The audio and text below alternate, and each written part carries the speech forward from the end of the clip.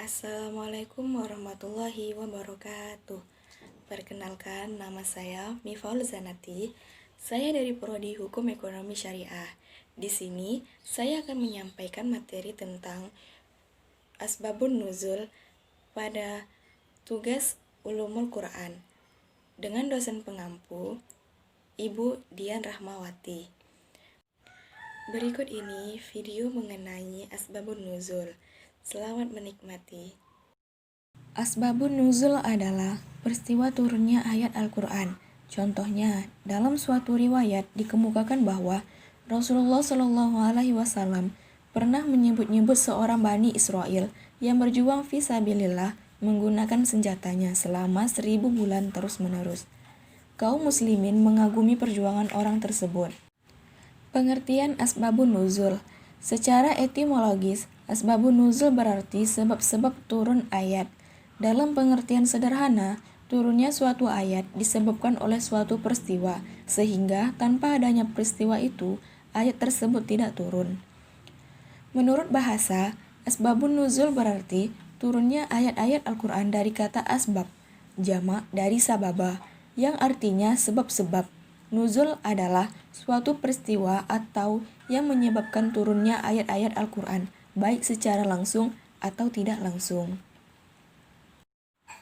Maka Allah menurunkan ayat ini. A'udzubillahiminasyaitonirrajim. Bismillahirrahmanirrahim. Inna anzalnahu fi lailatul qadr. Wa ma adraka ma lailatul qadr. Lailatul qadri khairum min alfi syahr. Yang artinya, sesungguhnya kami telah menurunkannya Al-Quran pada malam Qadar. Dan tahukah kamu apakah malam kemuliaan itu? Malam kemuliaan itu lebih baik daripada 1000 bulan. Quran Surah Al-Qadar ayat 1-3. Dari ayat tersebut menegaskan bahwa satu malam Lailatul Qadar lebih baik daripada perjuangan Bani Israel selama 1000 bulan itu. Asbabun Nuzul mempunyai beberapa faedah sebagai berikut.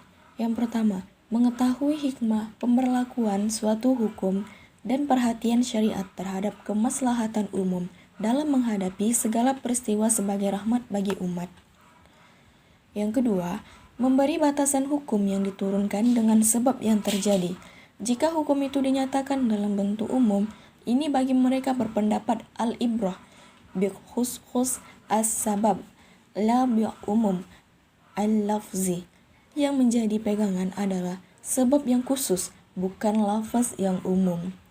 Yang ketiga, apabila lafaz yang diturunkan itu bersifat umum dan ada dalil yang menunjukkan pengkhususannya, maka adanya asbabun nuzul akan membatasi takhsis atau pengkhususan itu hanya terhadap yang selain bentuk sebab dan tidak dibenarkan melalui ijtihad, karena ijtihad itu bersifat zanni, dugaan. Pendapat ini dijadikan pegangan oleh ulama umumnya. Yang keempat, mengetahui sebab turunnya ayat adalah cara terbaik untuk memahami Al-Quran dan menyingkap kesamaran yang bersifat tersembunyi dalam ayat-ayat yang tidak dapat ditafsirkan tanpa pengetahuan sebab turunnya. Al-Wahidi menjelaskan, tidak mungkin mengetahui tafsir ayat tanpa mengetahui sejarah dan penjelasan sebab turunnya. Ibnu Daqiq Al-Id berpendapat, keterangan tentang sebab turunnya ayat adalah cara yang tepat untuk memahami makna Al-Quran. Menurut Ibnu Taimiyah, sebab turunnya ayat akan membantu dalam memahami ayat, karena mengetahui sebab akan mengantarkan pengetahuan kepada musababnya atau akibat. Dan yang kelima, sebab turunnya ayat dapat menerangkan tentang kepada siapa ayat itu diturunkan, sehingga ayat tersebut tidak diterapkan kepada orang lain karena dorongan permusuhan dan perselisihan. Baiklah, hanya itu yang dapat saya sampaikan mengenai materi Asbabun Nuzul. pada kesempatan tugas Ulumul Quran hari ini. Mohon maaf bila terjadi kekurangan atau kesalahan dalam materi dan penyampaiannya. Mohon maaf sebesar-besarnya. Sekian dari saya dan terima kasih telah menyaksikan video saya. Wabillahi taufiq wal hidayah. Wassalamualaikum warahmatullahi wabarakatuh.